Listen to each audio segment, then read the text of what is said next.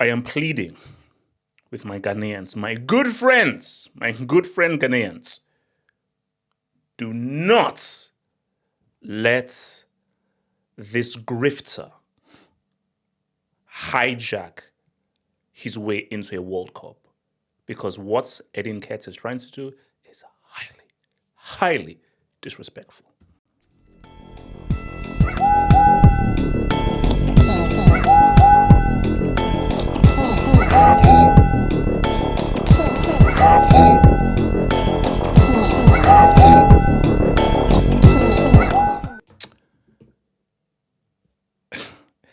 I've seen this before. And I'll explain to you why I've seen this before. Because even be like it's so weird. I find this triggering. But in a way, I actually find this very, very triggering. And I'll explain to you why I maybe find this triggering, and why I implore Ghanaians not to allow this to happen. So shout out to, so this is obviously from Sadiq Adams, who I think he's a very prominent Ghanaian reporter, especially for the Ghanaian football team. So spoke to Eddie Nketiah's family this weekend to get clarity on the stories about his switch. The source admitted that Eddie Nketiah had previously spoken to the Ghana coach and some Ghana Football Association top officials, but he had not settled at his club yet, so he couldn't make a decision. Oh my God. Sadiq, don't tell me you buy that. Don't tell me you buy that. Oh, it's actually even worse when I hear about it. However, Nketiah is now settled and at 26, matured enough and ready to give his very best if Ghana calls now. I'm going to add something very quick. I'm going to add something very quick there. Says he has Ghana blood running through him, so his identity is unquestionable. Basically, he's open to playing for Ghana now. What a load of absolute garbage. What a load of absolute, complete garbage. Edward, if Ghana had failed to qualify for the World Cup, would you still be matured enough to help them do Nations Cup qualifiers? Or would you still be matured enough to represent them at the Nations Cup in Morocco? Just a question. Because it just feels too coincidental that while they were trying to qualify for the World Cup, you had to settle down and everything. But the moment they've qualified, eureka, you now feel matured enough to be part of the team. For me, I'm sorry, that is absolute crap. Absolute garbage. So once they've qualified, you now feel Ghanaian. You now feel the Ghanaian identity running through your veins. Cap. What a load of cap. What a load of crap. That is cap. That is crap. Garbage. Complete garbage. Because my thinking is, we know what this is about. You wanted to play for England. You failed to get into the England setup. You now fall back on Ghana. England is wifey. You have issues with wifey. Wifey rejected you. You're not going over to the side chick. You're treating Ghana, a whole nation with history, like a side chick. Trash. For me, this is absolute trash. And I think if Ghana have any self-respect, they should not allow this to happen. But I'm going to give you an argument. Because I want to try and play both sides here. But I'll tell you why this is very similar and why this is personal. So I'm going to rewind back to 2014. So I remember I went, so again, rest in peace to the legend Stephen Nketiah. Because I remember I went to go and watch Nigeria against Italy. Craven Cottage, where Stephen Nketiah was coaching. And it was a friendly game before the World Cup, just a primer before the World Cup. And I saw Pirlo for the first time. Again, I told you, the best player I've ever seen live in real, in flesh, is Pirlo. Like, what Pirlo did in that second half, I was like, this is a genius football player. So just, again, I don't know how many people have done it, but if you watch Andrea Pirlo on TV, watching Andrea Pirlo live in a match and just seeing how he scans the entire pitch and how he takes over the entirety of a game, bro, it's next level, bro. Like I said again, Pirlo is one of the greatest football players of all time. He's one of the greatest minds of all time. And he's literally, when you say football genius, people say, okay, what's a football genius? Pirlo is one of the first names that you name, 100%. People who look at a Gullit, a Zidane, a Seedorf, you put Pirlo in that mist of like a football genius, just in the way that his brain and his mind works. So, and I remember in that game, Shola Ameobi was there. So let me tell you about Shola. Shola was to play for Newcastle and he wanted to play for England. It didn't work out for England. He didn't help us through qualification. Once we qualified, he then pledged allegiance to Nigeria, played the friendlies, played at the World Cup, and helped us at the World Cup. After the World Cup, Vamoose, he's now gone. Okay, fair enough. It's already insulting that you're a band while working artists, but you know that we play friendlies, we play Nations Cup qualifiers, we play Nations Cups. Where were you? Also, you only used Nigeria because you wanted to play the World Cup, and that is where we are.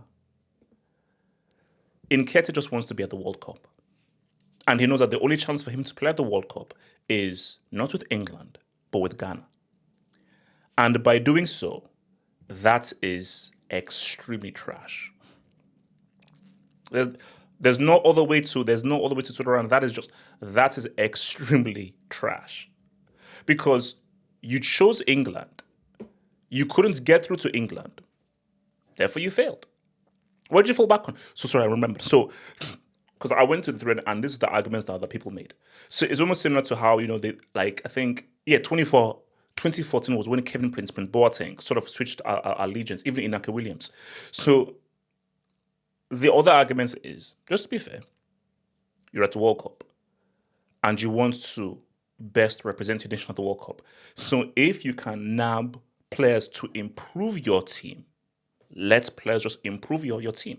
So Eddie Nketiah can walk in there and will be one of the best players in that squad.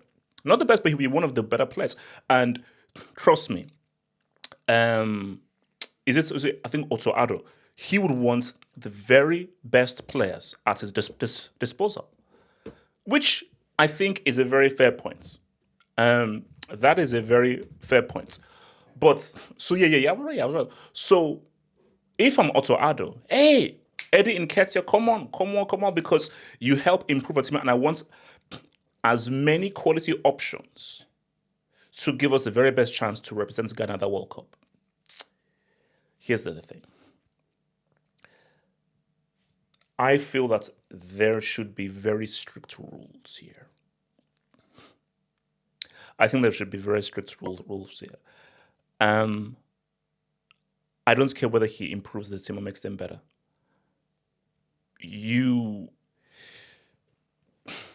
So rules. You want to represent. If you didn't play in the qualifications, you can't play at the World Cup. There we go. Simple. I was just trying to simple. If you took no part in the qualifications, if you were not part of the team that helps the team to qualify for the World Cup, you can't be part. How do players? They do all the hard work to qualify. You just waltz in and get to play a World Cup. The whole point of the World Cup is a reward for qualifying for it. You don't get given a better just to be part of the World Cup. You have to qualify. So those guys that's why when people celebrate, it's like, wow, we are at the World Cup, one of the biggest sports competitions in the world. That's why it was such a big deal for Cape Verde. And Lord knows that if my nightmare comes true tomorrow on Tuesday, it will be a massive deal if Benin make their very first World Cup. So it rubs me just so the wrong way, bro. Him doing this, because this just reeks of, I want to be at a World Cup. And my best place to be at a World Cup is, let's those guys just struggle, sweat, and qualify. Once they've qualified, boom, hey, I play in Europe.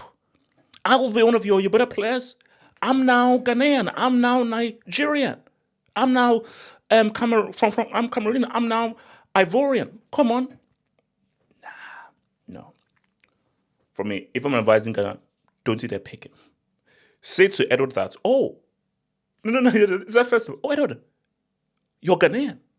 The Ghanaian blood is running through you. And he said, you're Ghanaian. Oh, that is great to know. Our team is full for this World Cup, Eddie.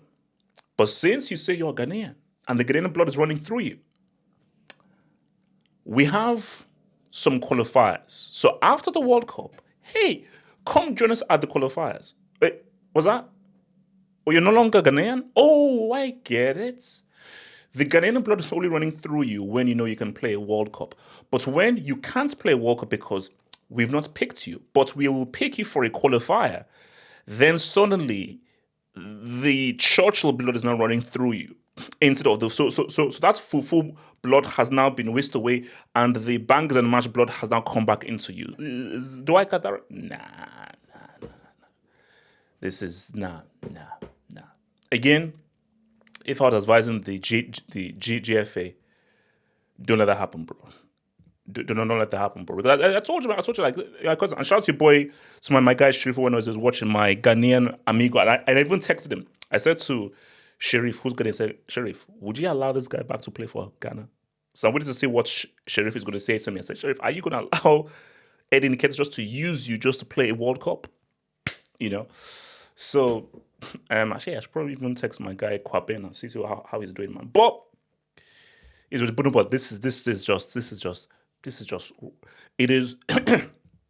is wrong on every conceivable level. It's wrong, just completely wrong.